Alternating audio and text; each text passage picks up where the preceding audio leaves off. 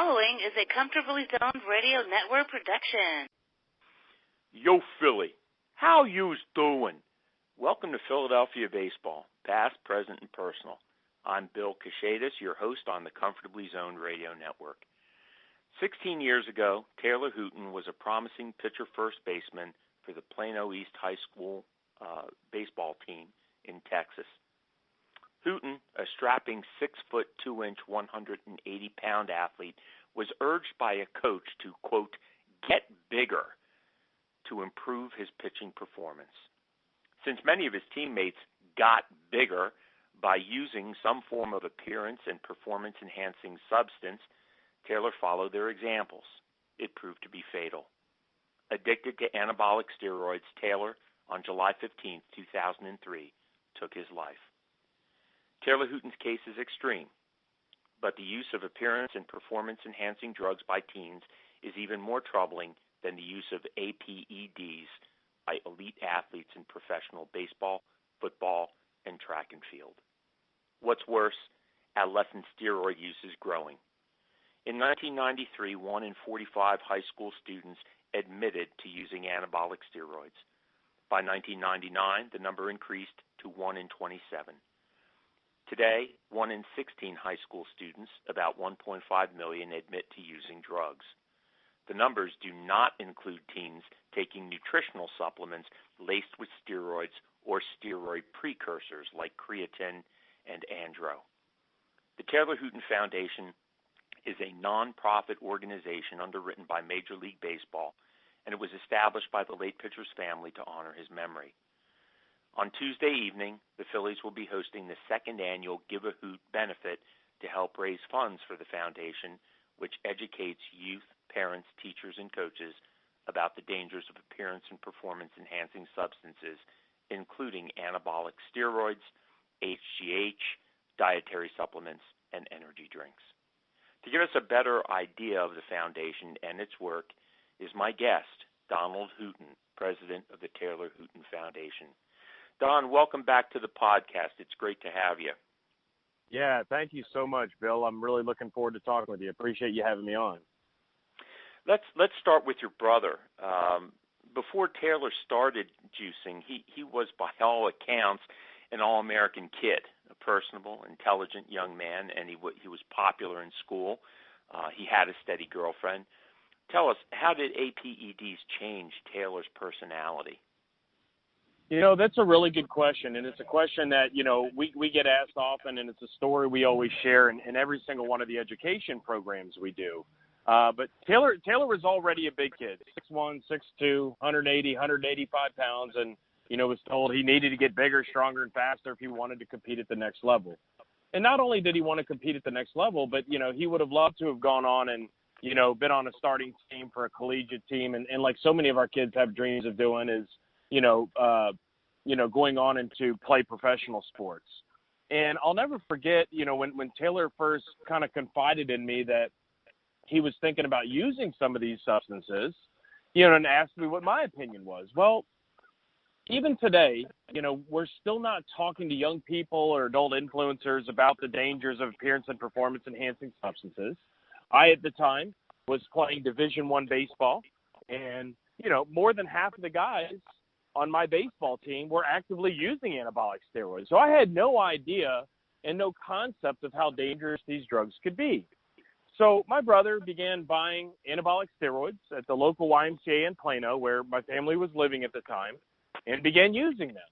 And I'll never forget one of the final conversations I had with my brother. We were overseas on what would be our last family vacation together. And I was asking Taylor, how do they make him feel? And sort of, are they working? Well, Taylor had put on about 30 pounds of muscle within just a couple of months, which is impossible for the human body to do without the use of drugs.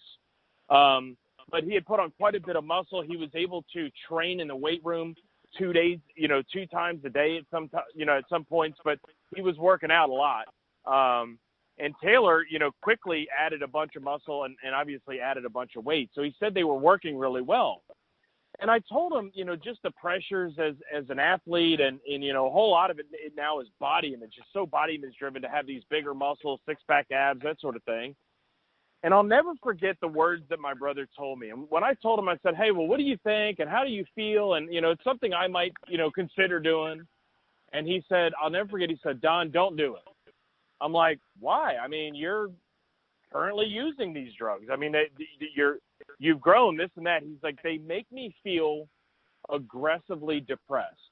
And really in the past, I've never dealt with depression or never have been around people that have had depression. So I really had no idea what he was talking about. But sadly, those comments, ultimately what led to him taking his life just about 5 or 6 days later.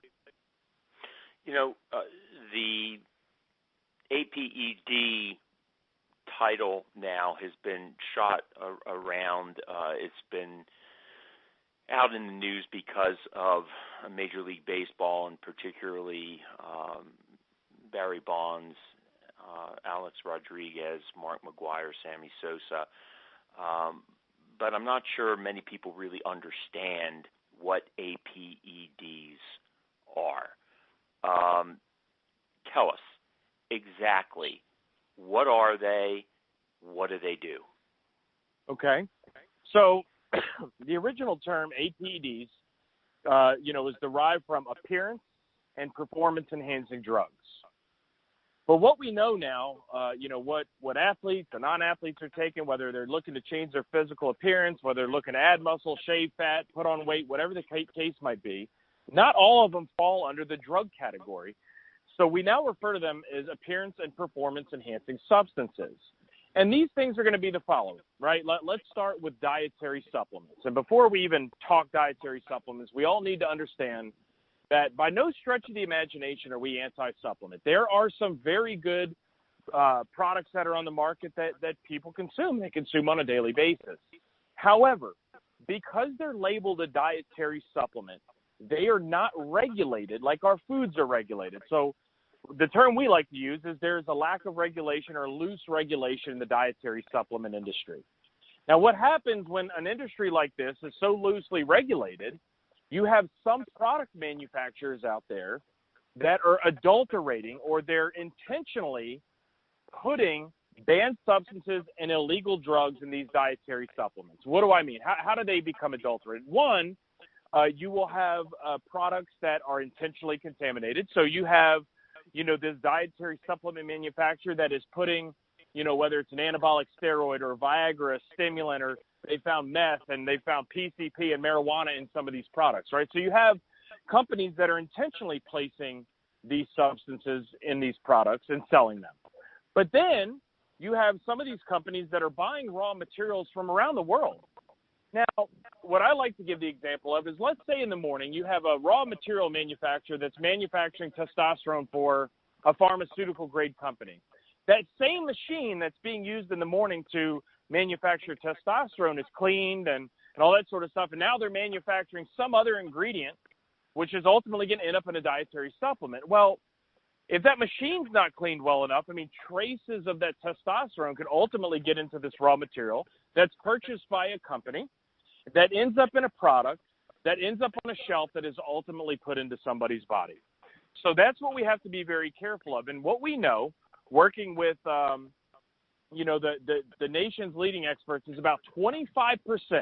That's 1 in every 4 products, Bill, that we could purchase over the counter, online, will be spiked or contaminated with an illegal drug like an anabolic steroid, or even many banned substances. So especially when we're talking to high school and collegiate athletes, these guys and gals that are going to go on and compete at the next level where they might be drug tested, especially as it relates to the NCAA, there are a lot of products on the market right now that have NCAA banned substances right on the label. But Bill, most of us, we're not reading the label of what we're putting in our body. We're taking what our friends are taking or what somebody we might have met at the gym or even the employee at the vitamin store tells us that we should be taking, right? So ultimately, if this gets into our body, somebody tests positive, or ultimately, we could, find out that, it's caused some harm to us. So supplements would be just one section of that would fall under appearance and performance enhancing substances. The next one would be your anabolic androgenic steroids. Again, a derivative of testosterone that's manufactured for legitimate medical reasons. It's nothing more than synthetic testosterone, right? Man-made testosterone. And they're developed for legitimate medical reasons such as HIV, AIDS, cancer, somebody that's got a severe illness where their muscles begin to deteriorate, right? They can't live a normal active life like you and I. So they're prescribed these drugs in small doses to help them rebuild muscle so that ultimately they can, live that normal life and start to feel better. However, like with every other type of drug that's out there, people are abusing these drugs. And what we're finding is the majority of users today, Bill, sadly, have no desire whatsoever to compete on the athletic field. But what they're looking to do, right, is they're looking to change their physical appearance, and they're looking to do it quickly, whether that's burning fat, adding lean muscle, and even stacking on some muscle. Okay, so you have a lot of people that are, that might fall under the category of what we call body dysmorphia, right? They're just not happy with what they're looking at in the mirror on a day-to-day basis. The other thing that would fall under appearance and performance-enhancing substances would be human growth hormone, okay, which, there's very, very few reasons why somebody would be prescribed growth hormone. But, a lot of athletes at the professional level are using this stuff to help their bodies, heal from an injury or, something like that to help them get back out onto the competitive field. And the other topic that would also fall under that, Bill, is energy drinks. And energy drinks have become very popular. What we're kind of seeing now is some of these energy drink companies moving to a whole lot more stimulants. They're kind of competing with each other as to, who's got more stimulants in their products, whose drink is going to hype you up the most. And some of the most recent studies, and I'd be happy to provide your listeners with a link to one of the most recent studies that was done by Dr. Higgins out of Houston, is basically the summary of this study is showing that just one energy drink can actually harm the blood flow in our hearts.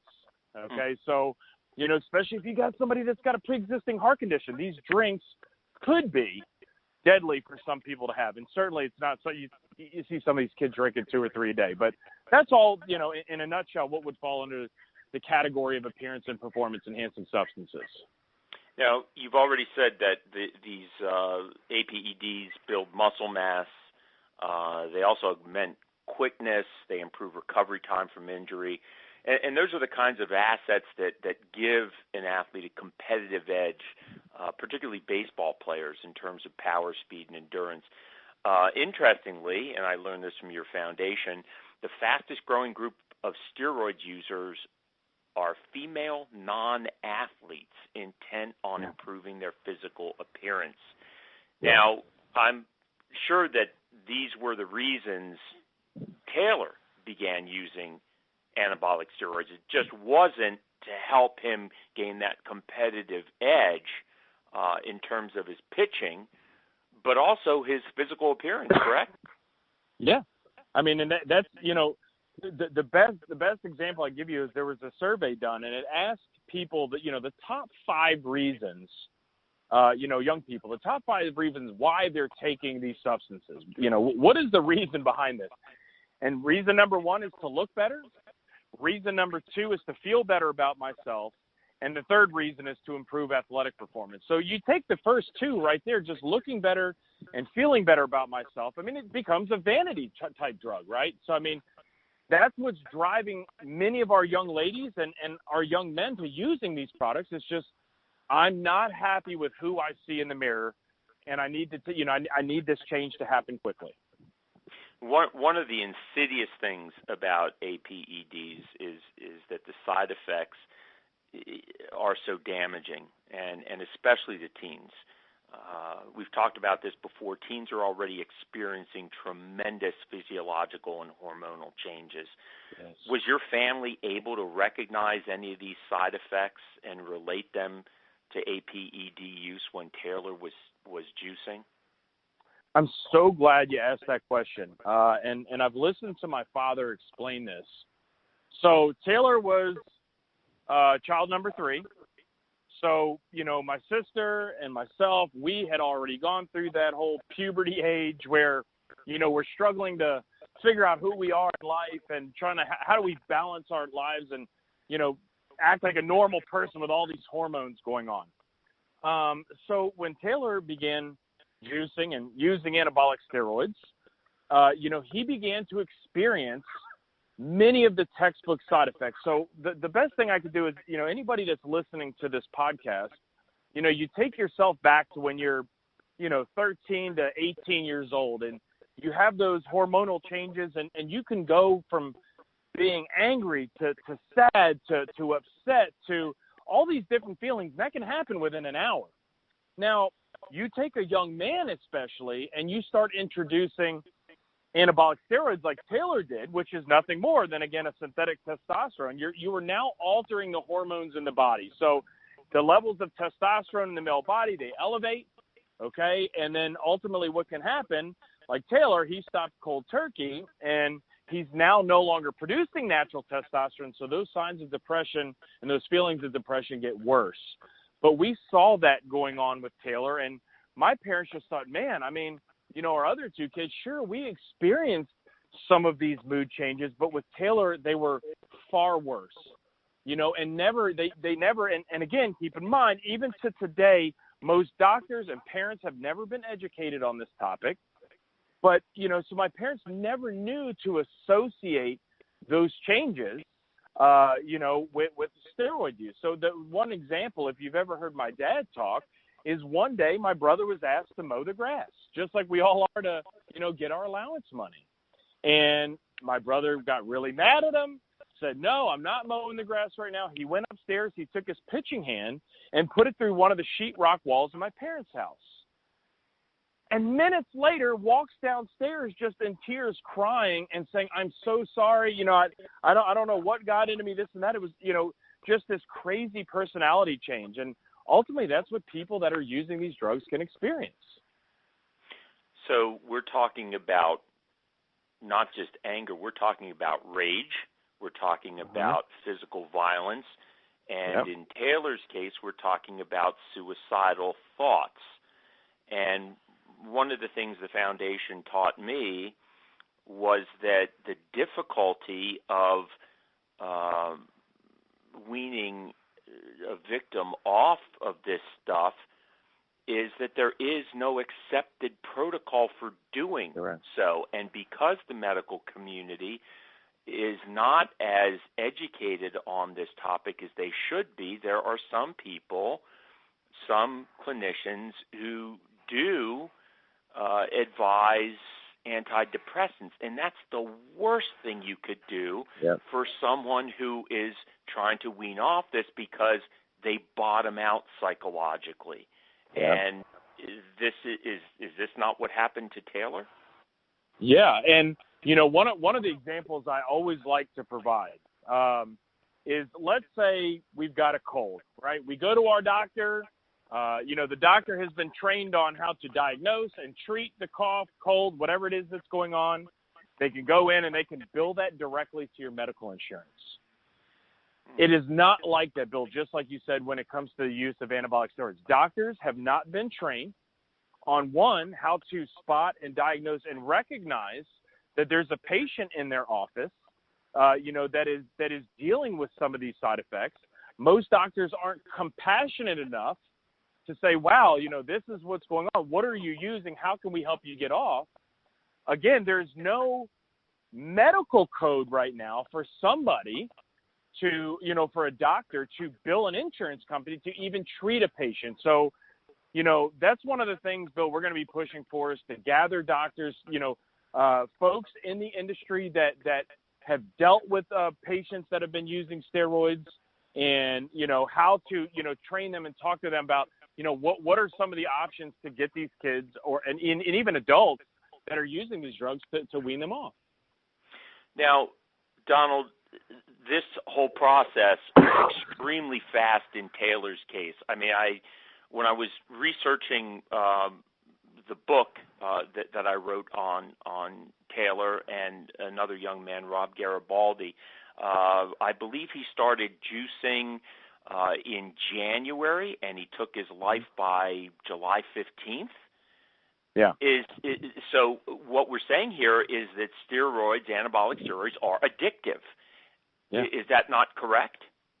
Yeah, and it's addictive in the sense, that if I stop using this steroid cycle, I'm going to lose this muscle mass, right? So it's like I've got to continue. And I've talked to so many people that have used these drugs that, even as bodybuilders or competitors, or even if they're just using them recreationally to change their body, they said they've experienced some of that withdrawal. And it's like, I feel depressed, or I start changing this way, so I have to go back to that testosterone in order for, to make me feel normal again. So it's kind of that cycle. And, a lot of people will tell you, no, it's not addictive. But to me, that's an addiction. I can't stop or I won't feel normal. So it's a continuous cycle that could ultimately be detrimental. Now, Donald, both of us know that people in the bodybuilding world and weight training and the NFL have poo-pooed this, basically saying, well, these extreme circumstances are because of physiological changes with teens, and that it really doesn't affect people who are in their 20s and older. But then let's just bring up Rob Garibaldi, because the process was longer for Rob. We don't know exactly when he started taking. His parents suspect that it might have been in high school. And this is a young man who did have experienced tremendous baseball success. He went on to Division I USC and was the starting right fielder on the 2000 USC team that went to the College World Series. And then he was dismissed from the school, and he tried to pick the pieces of his life back up. But the changes were not only physiological with him. They led him to mental illness. His parents told me that his IQ lowered, that he was not thinking straight. He was having hallucinations. And I guess he was, 26 years old when he took his life. So we're saying that the effects of steroids are not just on teens. I mean, they affect people in their 20s, 30s, 40s, and can lead to mental illness. Is that not correct?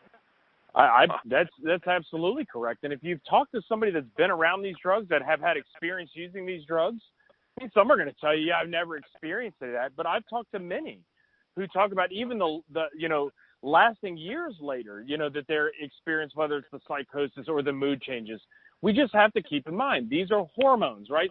Our body's doing everything it can to regulate itself with our hormones, and now we're introducing them from the outside. So we're going to experience a lot of this stuff. So, of course, we're going to have these big mood changes, and sometimes it can be very long-lasting. But unfortunately, there's just not enough research out there on, what's going on, how do we treat this, why are these things happening to the body? Donald, what do you say to, let's say there's a listener out there who is tuned into this podcast.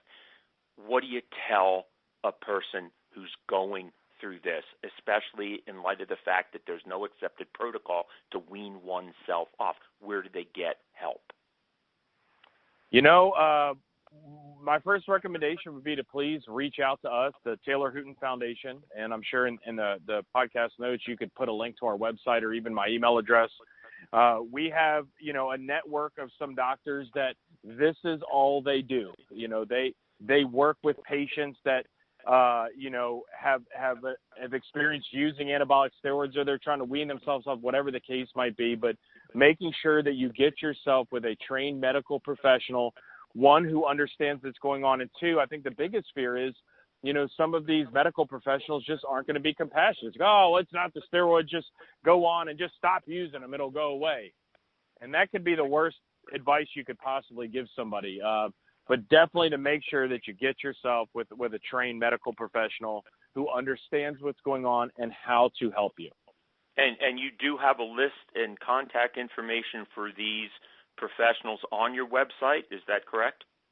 No, we do not. We do not have that list, but we have just a network of people that we built. And, Bill, it's sad. I can give you one quick example. Is we had a gentleman that was experiencing some of the psychosis and depression, and he's been trying to come off steroids, and was talking about suicide. And we contacted one of the doctors that we work with up at Harvard, and he was able to talk to one of his physicians that he's known a long time that works with patients that have used anabolic steroids, and he was able to get him into the emergency room, at least talk to the gentleman and begin treatment. So we do not have a list on our website, but if you contact us, what we can do is there's one gentleman we'll talk to and find a physician, hopefully in your area. Okay, so that website is taylorhooton.org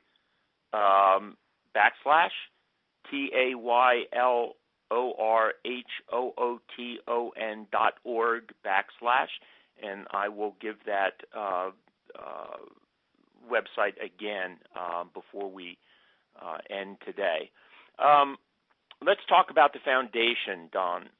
You and your father, Don Sr., began the Taylor Hooton Foundation in 2004, and the purpose was to educate teens, their parents, teachers, and coaches about the dangers and symptoms of APED use. How receptive was the public to your outreach when you first began in 2004? When we first began, I think what ultimately had happened was Taylor passed away. My father began scouring the internet trying to figure out what went wrong. And I can back up just for a minute, that I've got to tell this story, because when there's a suicide that takes place in the home, a homicide has to be ruled out first. And I tell you that because it was the detective on scene that found anabolic steroids in Taylor's room and brought that to my dad's attention. My dad said, "What does anabolic steroids have to do with suicide?" And basically the detective explained, this happens all too often. So when my father, began reaching out, and ultimately talked to Dr. Gary Wadler, who recently passed away, but was with the World Anti-Doping Agency, and said, "Look, this is something we've been talking about for years. We need a real story, to use as an example for others." And so ultimately, that's how the Taylor Hooton Foundation was born. And my father, to this day, I don't know how he did it, but 6 weeks after we buried my brother, delivered his first speech. And at the time, everybody was keyed into it. They wanted to know more about what's going on, and kids were talking about it. In fact, one of the football players where Taylor was going to school said more than half of the football team is using this stuff right now. Wow. And everybody was open, but within about 6 months, that door closed. Nobody wanted to talk about it anymore. It went back to be the hush-hush. But over the years, we've been developing our education program and giving people sort of an inside look into this world of appearance and performance-enhancing substances. And, the education has grown. And not only has it grown, but now people it seems to me, and having done this, just to think that we started with 12 programs a year, and this year we'll do well over 200 programs. But people are now more open to bringing this topic into their students, student athletes, parents, and other adult influencers. So I think we're starting to see times changing. People are wanting to know more about this, and why is there this obsession with our kids wanting to take these drugs? So I think, Bill, it's turning a corner. I think more people are opening now to listen, and they want to know more. It's interesting. We know that in Major League Baseball, steroid use was the biggest open secret in the game. Everyone knew that the players were doing this. The players themselves knew they were doing it. The trainers who had never seen some of these injuries before knew they were doing it. Management knew they were doing it. Ownership knew they were doing it. But they weren't going to stop it because home runs by gate. And it wasn't a matter of long-term effects. It was a matter of bottom line. But 6 months was the window in 2004. Why did it shut? We're not talking about pro sports here. We're talking about high school. Why did that window shut so quickly? That's a great question. It's a very secretive behavior. I think a lot of our young people, like my brother included, they don't think they're using drugs. Oh, I don't use drugs. That's what, that's what druggies do. You know what I mean? I'm doing this stuff to better my health.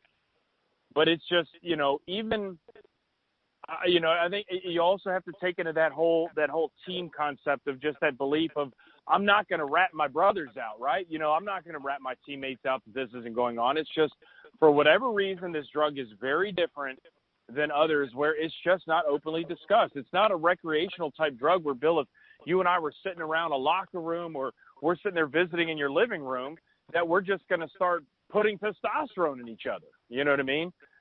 It's just, it's so different, but I don't know, I think the kids let their guard down for a little bit. They were upset. It's something, hey, this is going on, something needs to be done. And then after that, the kids they locked up. What's the relationship between the Taylor Hooten Foundation and Major League Baseball? Man, we can't thank Major League Baseball enough for their support. They are our primary sponsor. We developed our relationship with Major League Baseball following the 2005 congressional hearings. My father testified on a panel of parents with, I believe, Rob Garibaldi's mom back in 2005. And my dad testified on the panel just before McGuire, Canseco, Sammy Sosa, Rafael Palmeiro. And, and it was about a week or two later that Commissioner Bud Selig, who was commissioner of Major League Baseball at the time, called and said, look, baseball has a right, or, baseball should be, driving this education, this message into the community. These are the people that we affect. And they said, how can baseball help the Taylor Hooten Foundation? So they've become our primary sponsor. And with those dollars that we've developed multiple programs. And our program, thanks to Major League Baseball, has directly impacted over 2 million people all across the country and around the world. So we're very proud of our partnership with them and continue to work with them today. Donald, what can parents, coaches, and teachers do to eliminate this crisis? Because make no mistake, it is a crisis. 1.5 and still growing. It is a crisis. So what can caregivers do to eliminate this crisis? Talk to your kids. The thing is with this topic, number one, is that it's going on. The other thing that you need to understand is that they are talking about it. And it's something that I think as a parent, as an adult influencer, as a coach, as a loved one, whoever it might be, talking to these kids about why this obsession is to use some of these substances. And I always tell parents it starts at a young age. A lot of these kids are taking, dietary supplements. 10, 11 years old is when it starts. But especially when they get into that high school age, and they become more interested in working out and their physical appearance and these products that they're putting in their body, ask them why. It's at that point that we want to interject with them to get a better understanding of, we can provide you more food. We can talk with a dietitian and nutritionist, somebody that can put you on a plan to help you achieve all those physical goals. But I think the biggest problem, Bill, that we continue to face is that so many parents and even adult leaders today, it's just a topic they would rather not deal with. They don't believe that it's going on. They grew up in a different era. I grew up in an era where I watched this happening on my team. It was, what product can we be taking? Which one works the best? We're seeing it today, and it's just one of those things where, hey, if we don't discuss it, it's not going on. Because ultimately, you have a kid that's been out drinking all night. You can tell the next morning. You have a kid that comes in that's been smoking marijuana. You can tell by looking at them. But, Bill, what happens when we have one of our young kids that come home like Taylor? He's going to the gym twice a day. He's adding muscle. His physical appearance is changing, all for the positive. And I think as role models, coaches, parents, we reward that behavior. And, where if you see some kid walking in and it looks like he's tired, he's been up all night, you can tell he's clearly using some sort of other substance, we certainly address that. But it's really hard to address when you see so many positive changes when a young person's using these drugs. But talk with your kids. I can't say that enough times. Just talk with your kids. I've been disappointed in the federal government's refusal, ignorance to do more on this issue. Congress has done little to nothing after the 2005 hearings. We talk about government agencies. I know that there were joint efforts between the Justice Department, the FDA, and the FBI in 1992, 2005, and 2007. They conducted sting operations against APED distributors from Mexico and China. Those operations, yes, we've been told, resulted in convictions of more than 200 distributors and the seizure of millions of dollars of steroids. Supposedly, those sting operations slowed the flow of raw steroids into the United States. But if the crisis is still growing, certainly it has not been enough. What else can the federal government do to address the issue? I think we need to recognize that it is an issue first. And, looking at some of these national surveys that are being done where you've got, 6 to 7% of high school kids, that's male and female athletes and non-athletes, that are admitting to using these drugs, or 21% of gay and bisexual high school boys admitting to using anabolic steroids.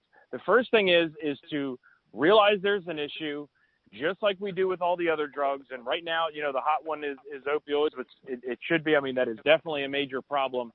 But then from there, acting, putting some money behind some resources to make sure that every school, athletic department, making sure, parents are being equipped to talk with these young people about these drugs. It's just, it continues to be a problem.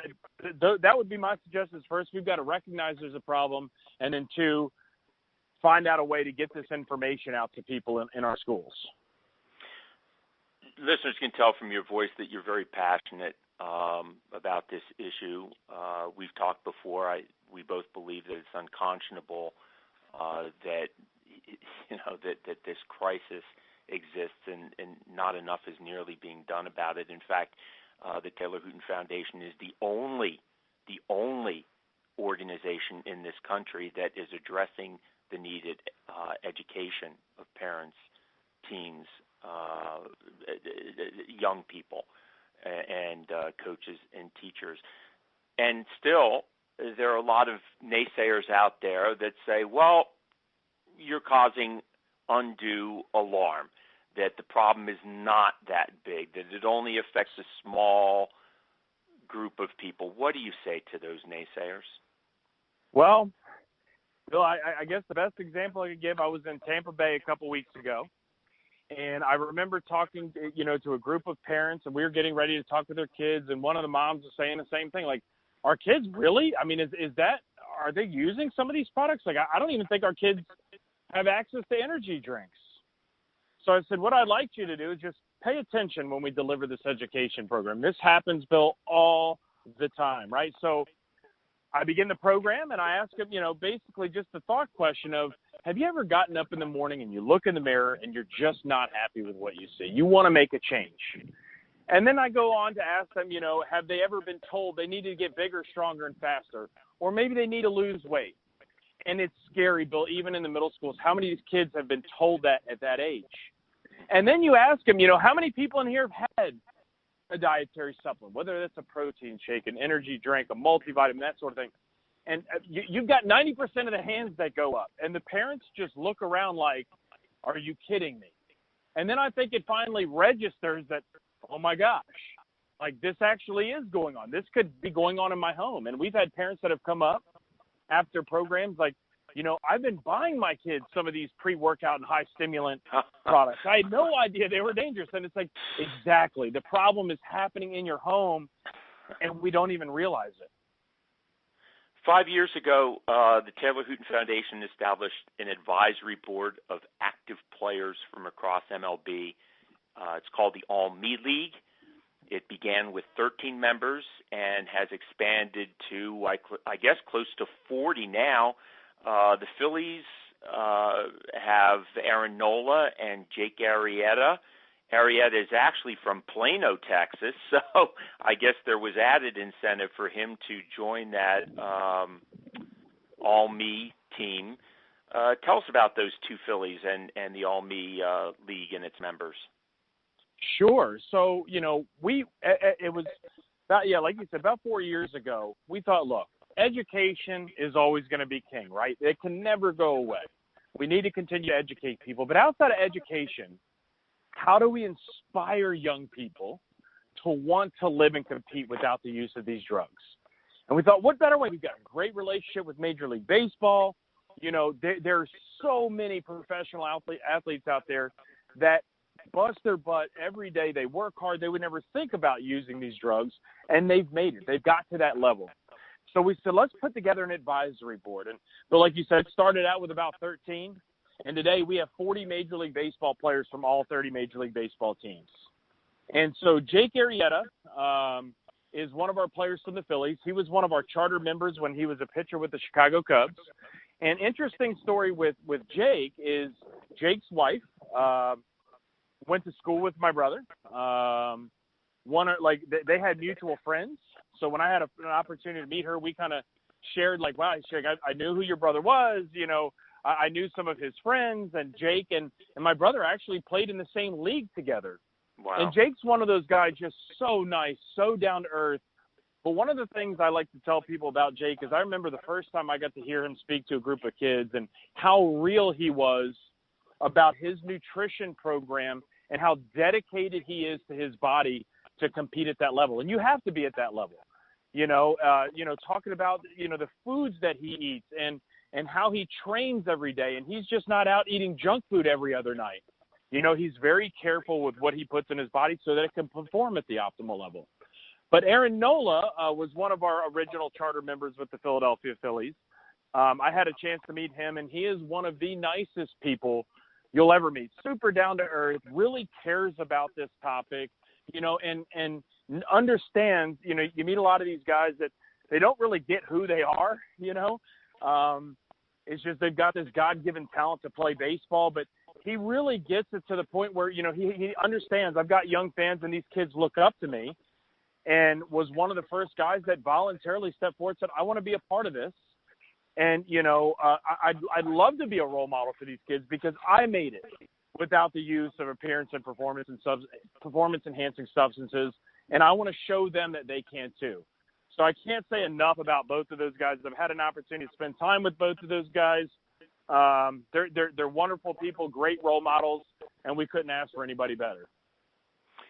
Last question. What's in store for the Taylor Hooten Foundation's future? What are your plans? Continuing to grow our education programs. We've got one program, we call them our Almy Assemblies, and it's about appearance and performance-enhancing substances, everything we talked about on this podcast. But we also believe it's important to show kids how to do things the right way, and even parents. So we've got a full-time sports dietitian that we hired, Tavis Piattoli. And Tavis would be a great person to come on your show and talk to. He works with a lot of baseball players in the nutrition programs and how to, achieve all their physical goals through foods and diet. So we now have a program that Tavis has developed for us. It's called Nutrition and Dietary Supplement Safety. So it shows people how to achieve all those physical goals by doing things through food, okay, and how you can do it without the use of these dangerous substances. But just continue awareness. We're talking about a podcast. We're rebuilding our website to make it an easier resource for parents to come to and get more information. We've developed e-learning programs. But, we'll just continue to push and work with professional athletes to help get this message out and continue to work with Major League Baseball as well as other organizations just to build the bottom line, just to impact lives. That's kind of what we're here to do. We've been speaking with Donald Hooten, president of the Taylor Hooten Foundation, about its educational programs. You can access the foundation's website at taylorhooten.org/. That is TAYLORHOOTON.org/. If you're interested in learning more about Taylor, you can purchase my book, Suicide Squeeze, Taylor Hooten, Rob Garibaldi, and the Fight Against Teen Steroid Abuse, either on Amazon.com or from the publisher, Temple University Press. Thanks for being with us, Don, and for all that you and your family and the staff at the foundation are doing to educate teens, parents, and teachers and coaches on APEDs. Well, thank you, Bill, for having me and all you've done to help get my brother's story out there. And, words just will never be able to, express how much myself and our family appreciate you and everything you've done to help us out. Thank you. Thank you, Philly fans, for tuning in. See you next week for another podcast of Philadelphia baseball, past, present, and personal. This is Bill Cachetis, rounding third and heading home on the Comfortably Zoned Radio Network.